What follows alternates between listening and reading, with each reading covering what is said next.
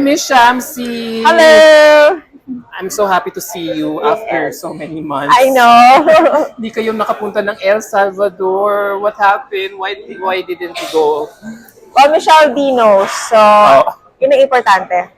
Only Michelle. Pero ma'am, congratulations Thank you. for your organization because wow, positive feedback. Everyone is so happy about Michelle's top 10 placement. It's a huge improvement from the previous edition. So how do you feel, ma'am? Kanina nakita natin, we witnessed how everyone just loved Michelle D during the homecoming parade. You know what? I told Michelle, even before she left for Miss Universe, I said, only 50% of the result is in your control. So, ibigay mo lahat doon. The other 50%, that's sa fate na yon, kung ano man ang destiny natin. And I told her, with or without a crown, it's really how you play the game. And she did it like with flying colors. Yun ang importante. And I said, if the people see your hard work, your dedication, your love, then they will just give it back to you tenfold. And we saw it here during her homecoming parade, na parang lahat ng binigay niya, bumabalik sa kanya, and she deserves it. Okay, kasi I think she's turning out to be one of the most well-loved Yes. Miss Universe Philippines candidate. Did you expect na she would rake in so many special awards and garner this kind of attention, not just here in the Philippines, but from fans around the world as well? You know what I like about Michelle is that she used her journey with kindness, and nag-rally talaga siya for the Filipinos to unite. Hindi dapat ang competition is about pitting one girl against another for you to reach the top. Ang importante, lahat kayo, your sisters, you're helping each other. You respect, you just do what you do best without pulling other people down. So yun yung nakita ko sa kanya. I think people also see that, na parang you don't have to put other people down for you to, rise. And yun ang gusto ko kay Michelle. I think yun na nga yun. I think her being giving to the fans.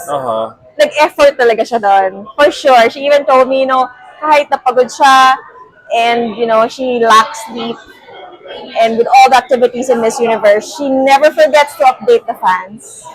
Kaya love na love siya ng fans. And I think it really worked for her favor kasi most of the awards are based on votes. And without the votes, sabi nga niya, without you guys, she wouldn't be where she is now. Kaya thank you to all the fans who supported for her, who rallied for her. Kayo talaga, part kayo ng panalo niya. Paano yun? Hindi kami makamove on talaga. How would you encourage us to move on? To look forward to MUP next year. Yeah. Yes, of course. I feel the sadness, the heartache. Hindi lang kayo. For sure, I know how hard she worked for it. And for me, she really deserves a top 5. But still, I always say this, in every competition, some people win, some people don't, and it's not up to you. Ibig sabihin, whatever the results, sasabi ko sa mga girls, hindi yan, it doesn't mean that you didn't do well. Hindi siya, kumbaga, it doesn't correspond, like, ito yung effort mo, ito yung makukuha mo. Hindi siya ganon. If life was like that, it's saya, di ba? Fair na fair. But really, there are things that are out of your control. Ang kaya mo lang i-control is how you react to it, and how you move on, and how you, kumbaga, not move on, but how you use that to propel you to greater heights. And for us, like, kita mo naman, like, with her homecoming and all the things that she's been doing, winner na. Winner na winner. So, it doesn't matter. Like, for me, it doesn't matter. Ang importante is that we showed the universe what we're about. Not just the girls that compete, but the Filipino spirit, the bayanihan spirit. Talagang walang makakatalo. Kaya kabahan na sila for next year dahil ang Filipino fans, when they rally behind their queen, dito sila papatalo. Alam mo, sana ma'am, yung sinasabi mong Filipino spirit, madalan talaga natin physically doon. Kasi I was there. Ma'am, talagang, ano talaga, dehado tayo sa cheering squad. Yung mga, magsusumbong na ako, so I'll take this opportunity na magsumbong sa'yo, ha? Kasi, of course, I was there. I watched the whole spectacle. Hindi siya masyadong cheer ng mga Latino. Pero sa ibang mga Asyano, like yung ibang candidates pinapalakpakan. So, pero alam mo ko, I kept saying this before. Sabi ko, pag tinatanong ko, how do you think Michelle will fare? Tapos like ko sinasabi, for now, top 10, top 10.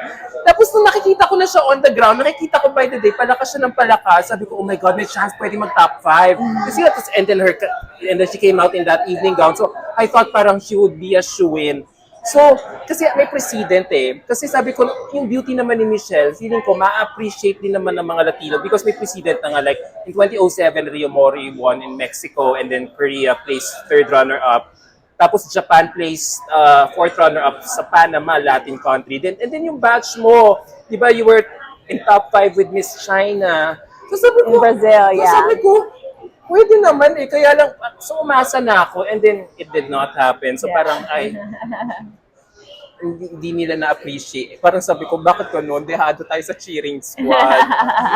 Kaya sana, yun lang, nagsusumbong lang ako kasi parang hindi ko alam, parang imbiyer na ako na parang hindi sila, Yeah. si Michelle. But I always say this, apart from the set of selection committee, the host country does really have a big impact on the winners. I do believe that. Like, Ma'am, di ba alam mo tayo yun, rin naman? yeah, No, I also have no cheer. So, Oo. so I know how it feels, but I think what Michelle also has is that she knows herself. Like, she doesn't need, even when she was bashed here in the Philippines, like, it could have, destroyed a person's confidence. But she never did because she knew she knows herself. Like, she's very secured in herself. And I feel like even if walang cheers doon sa audience, I don't think that it really affected her performance. I think baka nga mas lalo pa siya naging